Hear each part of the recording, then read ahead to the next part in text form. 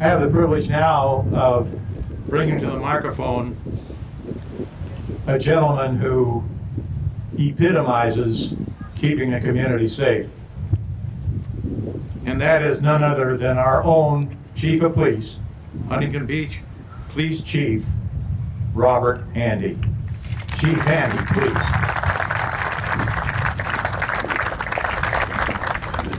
Thank you, Jim. Good evening, everyone. Thank you all for coming here tonight. As we gather to remember the events of 9/11 and remember those who paid the ultimate sacrifice. Before we talk a little bit about 9/11 and about what it means, I want to thank a few people, and I think that starts with American Legion Post 133. Thank you for putting this together. Thank you for remembering our fallen and honoring our first responders and military members for so many years. We thank you. Tonight wouldn't be possible without them, obviously, and it also wouldn't be possible without all of you coming out here to support the men and women who wear the uniform in Huntington Beach and the members of our military.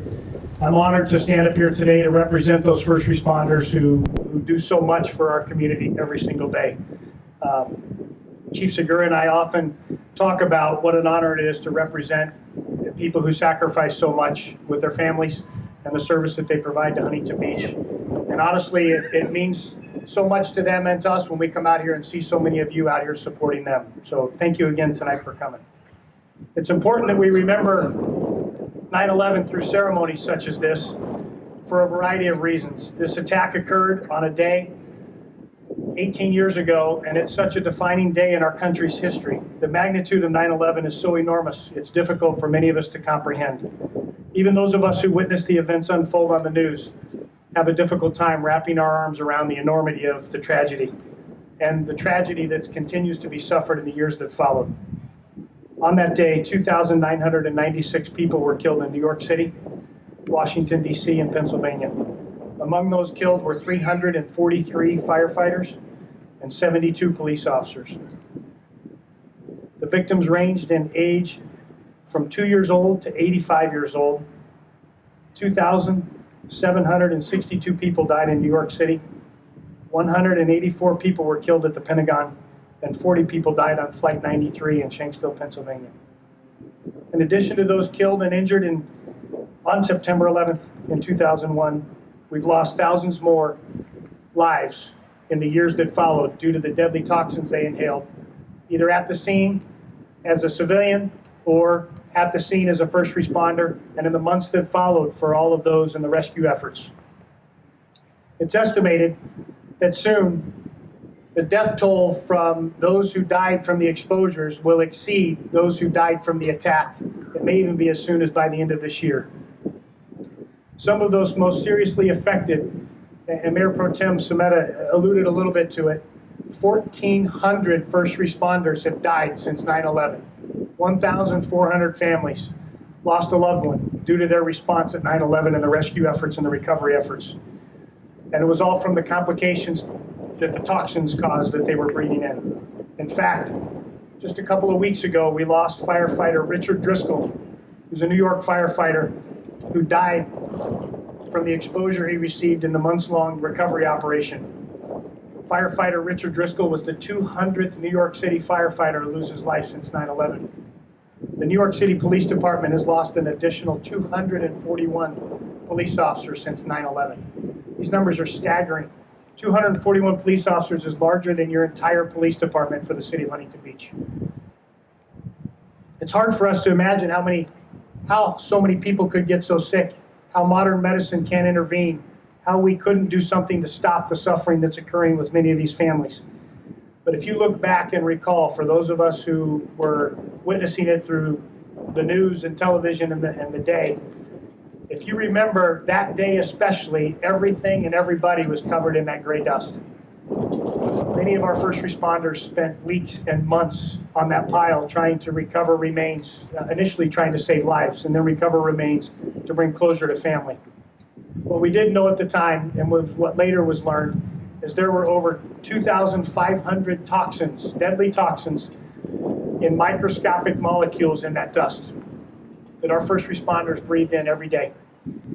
The autopsy since have found these toxins in their lungs and these debilitating diseases that they have suffered. It's important for us to remember that as we see that. It gets lost in the news of the day, it gets lost in our remembrance at times, and it's something I really just wanted to point out to everybody. America really responded after 9/11 in many ways. Not only did we respond as a government, we responded as individuals and as a public. Men and women lined up to join the military and serve our country. Communities from coast to coast rallied to support the areas directly affected by the attacks. People from our own community here in Huntington Beach got in cars and drove to New York City to help. People in this community raised tens of thousands of dollars to send to families back in New York City to help and assist. Many of you participated in those fundraisers, made t-shirts, made spaghetti, and all the other things that contributed to that to help support those families. Individuals and businesses donated millions of dollars across the country to support the victims of 9/11. That's when we really saw the true character of America.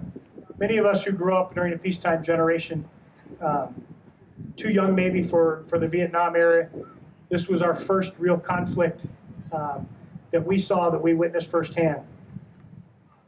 It changed us. It changed America. But during that time, we saw the strength, we saw the valor, and we saw the sacrifice of Americans.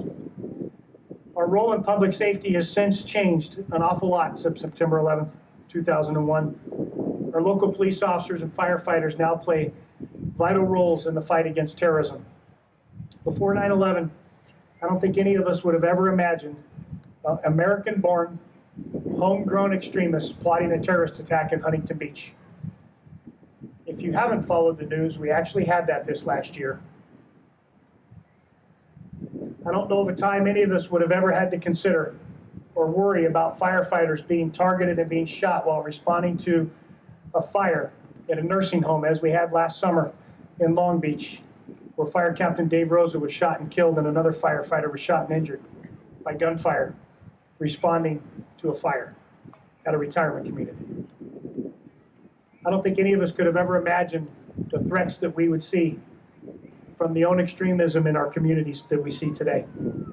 These changes in this threat picture have caused a lot of complications for police and fire departments across the country. It's made their jobs that much more difficult, and it's made it that much more difficult on their families.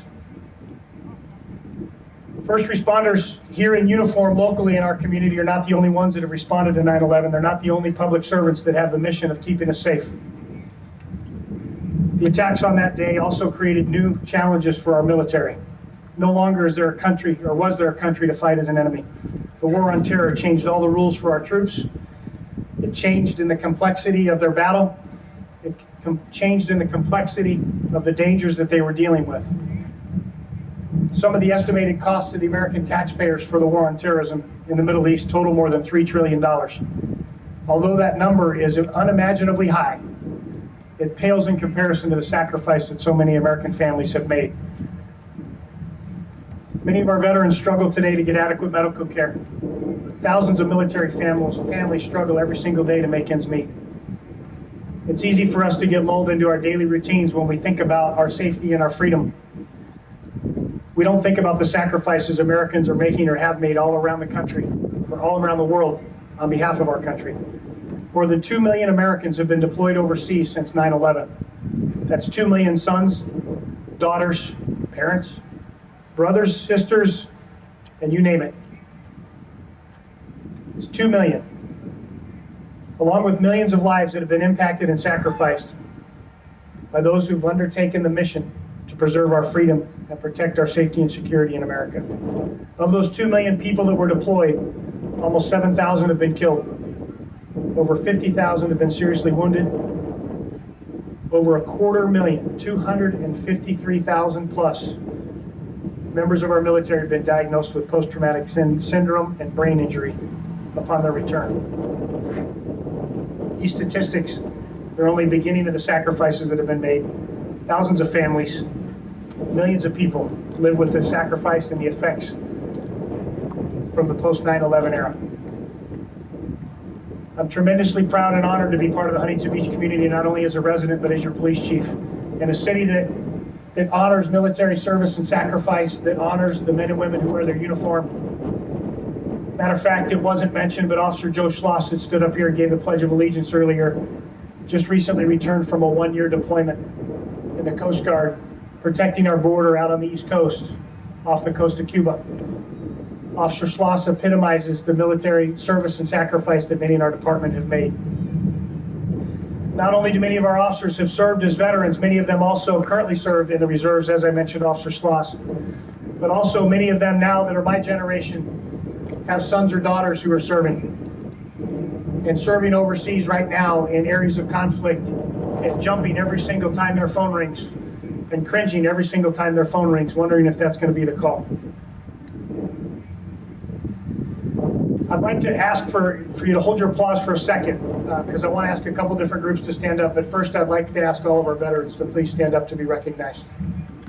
I next would like to ask all of the family members of those who are out serving now, who are actively serving in the military, to please stand. And could you please join me in a round of applause for all of them?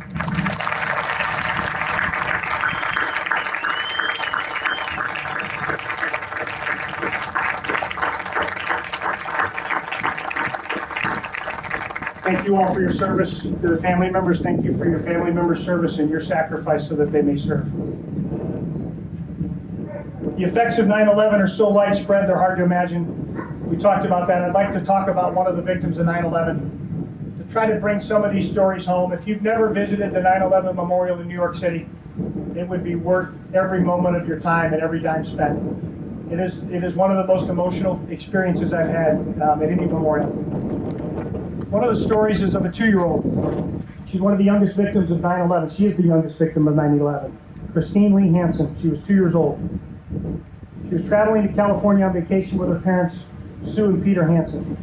She was supposed to be coming here to Orange County to go to Disneyland. She was killed when the terrorists slammed their plane into the South Tower, World Trade Center 2, at 9:03 a.m. Peter Hansen was able to call his father before the plane hit and tell him goodbye on behalf of his family. The Hansen family suffered, and they are one of the thousands of families and one of the tens of thousands of people who suffered with loss that day from 9/11. May we never forget. As I close, I'd like to thank and acknowledge some of the people who've made and continue to make sacrifices for our freedom. We've talked about them already throughout my comments, but first and foremost, to all of the families who've lost a loved one in the attack or in the military response to 9/11. We can never repay you. We can never repay you. We owe you a debt of gratitude, a lifetime of gratitude. Thank you to our troops, the men and women of the United States military who work tirelessly to support us every day. Thank you to the families of our military, the husbands, the wives, the children, the mothers, and the fathers who do without their loved ones every single day. Thank you to our police officers and firefighters who risk their lives every single day to suit up and protect our families, to protect our children when they go to school, and protect our communities. And lastly, I'd like to thank you all for being here today to support the men and women in uniform, the men and women who lost their lives that day, and the men and women who serve our country. May God bless you, and may God bless America. Thank you.